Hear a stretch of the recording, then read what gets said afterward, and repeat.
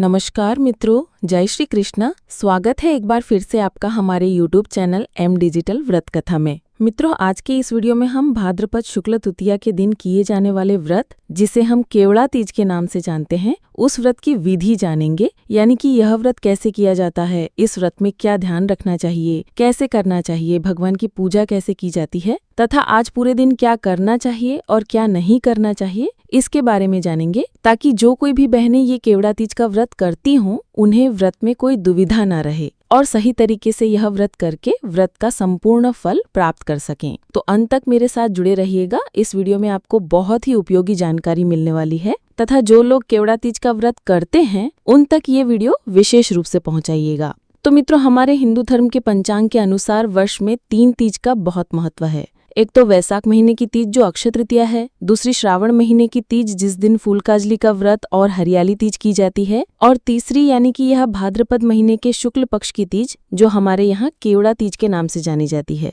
और गुजरात के बाहर यह व्रत हरतालिका तीज के रूप में जाना जाता है। इस व्रत में भगवान शिव, माता पार्वती और भगवान श्री गणेश का विधि पूर्वक पूजन किया जाता है। कहा जाता है कि यह व्रत कुंवारी कन्याएं भी कर सकती हैं और सौभाग्यवती स्त्रियां भी कर सकती हैं। यदि कुंवारी कन्या यह व्रत करती है तो उसे मनचाहा पति मिलता है तथा जो कोई सौभाग्यवती स्त्री यह व्रत करती है उसे अखंड सौभाग्यवती होने का आशीर्वाद मिलता है तथा उसके पति को दीर्घायु और उत्तम आरोग्य की भी प्राप्ति होती है। केवड़ा तीज व्रत का महत्व अन्य व्रतों से अलग है, क्योंकि केवड़ा का पुष्प भगवान शिव को चढ़ाया नहीं जाता, परंतु केवड़ा तीज ही एकमात्र ऐसा दिन है जब भगवान शिव को केवड़ा चढ़ाया जाता है। तो 2025 में केवड़ा तीज का व्रत 26 अगस्त मंगलवार के दिन किया जाएगा। इस दिन सुबह जल्दी उठकर स्नान कर नित्य कर्म से निवृत्त होकर सूर्यदेव को अर्घ्य देकर घर के मंदिर में पूजा करनी चाहिए या शिव मंदिर जाकर भी पूजा कर सकते हैं। अगर आपको मिट्टी की मूर्ति बनानी आती हो तो भगवान की मूर्ति बनाकर पूजा करें, या फिर आपके घर में जो भी मूर्ति या फोटो हो आप उसकी भी पूजा कर सकते हैं। भगवान शिव को चंदन का तिलक करें, गणेश जी और माता पार्वती को कुमकुम का तिलक करें, अक्षत यानी कि चावल चिपकाएं, फिर भगवान को केवड़ा चढ़ाएं, बेलपत्र चढ़ाएं तथा अन्य पुष्प चढ़ाएं। माता पार्वती और गणेश जी को भी पुष्प चढ़ाएं तथा यदि मूर्ति हो तो भगवान को हार भी पहना सकते हैं। तथा ये केवड़ा तीज का व्रत अखंड सौभाग्य की कामना के लिए किया जाता है, इसलिए माता पार्वती को श्रृंगार की वस्तुएं अर्पित की जाती हैं। आप 16 श्रृंगार में से कोई भी वस्तु माता पार्वती को अर्पित कर सकती हैं, जिनमें से कोई एक वस्तु अपने पास रखकर बाकी वस्तुएं किसी अन्य सौभाग्यवती स्त्री को दी जा सकती हैं।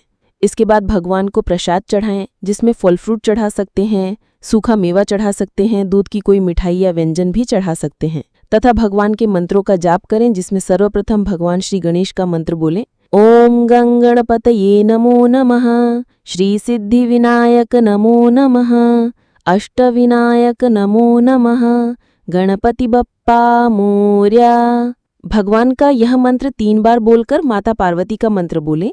या देवी सर्वभूतेषु मातृरूपेण संस्थिता, नमस्तस्यै नमस्तस्यै नमस्तस्यै नमो नमः। इसके बाद भगवान शिव के महामृत्युंजय मंत्र का जाप करें। ओम त्र्यंबकम यजामहे सुगंधिम पुष्टिवर्धनम उर्वारुकमिव बंधनात् मृत्योर्मुक्षीयमामृतात्। पूजा करके भी यह मंत्र बोल सकते हैं और जब आप भगवान की पूजा कर रहे हो तब भी ये मंत्र आप बोल सकते हैं। पूजा कर लेने के बाद केवड़ा सूंघना चाहिए या आप अपने बालों में भी केवड़ा लगा सकती हैं। इस दिन संभव हो तो उपवास करना चाहिए। यदि उपवास ना हो सके तो एक समय भोजन भी कर सकते हैं, परंतु इस दिन नमक रहित यानी बिना नमक का भोजन किया जाता है। यह व्रत 16 वर्षों तक किया जाता है या फिर आपसे जब तक हो सके तब तक भी यह केवड़ा तीज का व्रत किया जा सकता है। इस दिन जब भी आप कुछ खाएं या पिएं उससे पहले भगवान शिव को चढ़ाया हुआ केवड़ा सूंघना होता है और उसके बाद ही कोई वस्तु खाई पी जाती है। अगर कभी खाने पीने से पहले केवड़ा सूंघना भूल जाएं तो भगवान के समक्ष इस भूल की क्षमा मांगकर दूसरी बार यह भूल ना हो इसका ध्यान रखना चाहिए। और खास तौर पर जो केवड़ा भगवान शिव को चढ़ाया गया हो उसी केवड़े के पुष्प को इस दिन सूंघना होता है। ये पूजा सुबह भी की जा सकती है या शाम को प्रदोष काल में भी आप ये पूजा कर सकते हैं। यदि सुबह पूजा कर ली हो तो शाम को केवल भगवान के समक्ष दीपक और अगरबत्ती करें और भगवान की आरती करें। जो कोई भी स्त्री या कुंवारी कन्या श्रद्धा और भाव के साथ यह व्रत धारण करती है उसे व्रत का फल अवश्य मिलता है। भगवान श्री कृष्ण ने भी कहा है कि जब हम कोई भी कार्य, कोई भी व्रत सच्चे मन और सच्चे भाव से करते हैं तो व्रत का फल अवश्य मिलता है, लेकिन कभी भी फल की आशा नहीं रखनी चाहिए। सच्चे मन, श्रद्धा और भाव से हमेशा कोई भी कार्य करना चाहिए। तो इसी तरह से यदि हम केवड़ा तीज का व्रत करेंगे तो उसका भी पुण्य फल मिलेगा।